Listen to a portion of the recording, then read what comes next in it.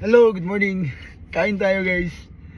Wala kasi akong time para magluto kaya usually kumakain ako sa iba-iba na lang na mga fast food. Pero ano naman siya, yung mga healthy din naman. Anyway guys, may share ako sa inyo.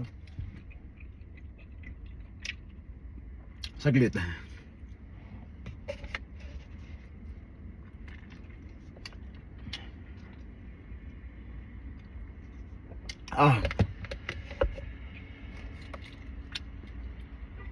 Ganito kasi yung trabaho ko eh.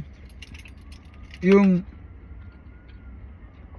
parang itong sasakyan ko, bahay ko na eh. Dito ako kumakain, natutulog. Anyway,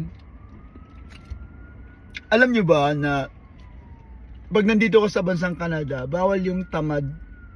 Hindi pwedeng tatamad-tamad ka, hindi pwedeng papetex-petex ka. Kasi dito, once pinasok mo na yung pangungutang dito, once pinasok mo na yung pagkuha ng sasakyan, phone and everything, ang dami mo ng mga responsibilities. So, kailangan marami kang income para matustusan mo yung mga billings. At saka, ako kasi breadwinner din ako ng pamilya ko. So, kaya, kumikilos talaga ako.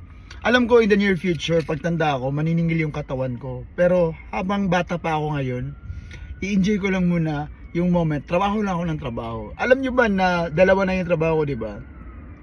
Plus dadagdagan ko pa siya ng pangatlo. Dati kasi guys, subcontractor ako sa Medicine Hat, sa cleaning. So, kumbaga ako yung nagpa-file ng tax ko. Cleaning pa rin siya. So may business talaga ako na cleaning dun sa Medicine Hat. Tapos nung umalis ako dun, minala ko na yun kasi parang napapagod ako. Pero ngayon, nag-a-apply ako uli ng subcontractor. Kasi gusto ko na madadagdagan yung trabaho ko. Minsan kasi sa DoorDash, hindi siya guarantee na, example, di ba pagkatapos ko ng trabaho, usually magtatrabaho ko 8 to 4, 8 to 5, ganun yung full-time job ko. Hindi ko iiwan yung full-time job ko kasi hindi naman siya ganoon kapagod eh. Hindi naman siya ganoon kahirap. Kaya ko lang naman siya.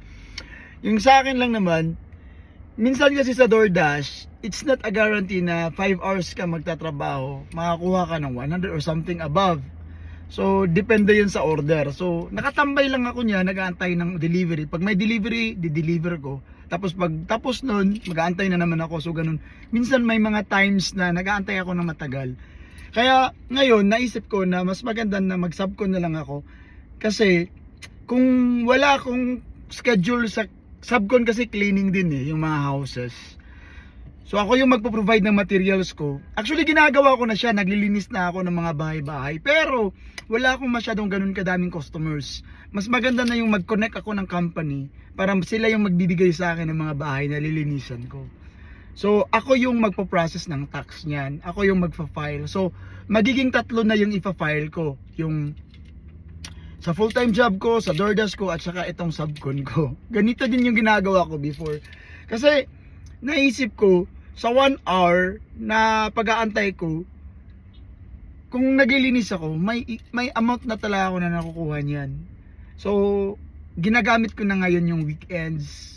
Kasi, minsan din kasi, nakakapagod din tong deliver eh, yung magdadrive ka whole day. Mas maganda na yung naglilinis ka para minsanan ka lang magdadrive. Kung wala akong schedule sa linis, magdadrive ako. So ganun. So magiging tatlo na yung actually tatlo din naman trabaho ko, pero hindi lang talaga constant or wala akong permanent schedule with regard sa mga bahay-bahay. Pero ngayon is nag-connect talaga ako, kaya may Zoom interview ako para doon. Pero hindi, tanggap na ako eh. Alam mo dati, ako pag nag-apply ako, pag sinasabi ko tanggap ako, matatanggap ako. Kasi nasa sayo din naman eh, how you answer questions. Nung sa butchering nga, sabi ko tanggap ako. Dalawang magsaysay at saka Mercan yung nag-interview sa akin, tanggap ako sa dalawa kasi mataas yung guts ko. Pag sinasabi kong tagilid ako dito, hindi talaga ako matatanggap. Pero pag sinasabi kong matanggap ako, matatanggap talaga ako. Believing in yourself lang talaga na ganun.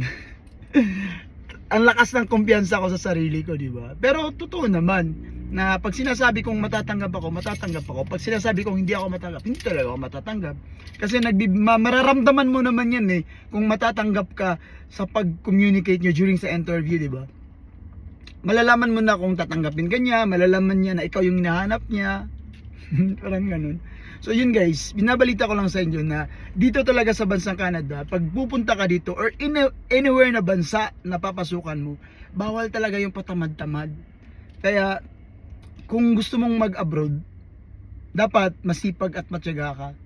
Hindi pwede dito yung papetex-petex, hindi dito pwede yung patulog-tulog lang. Wala yan dito.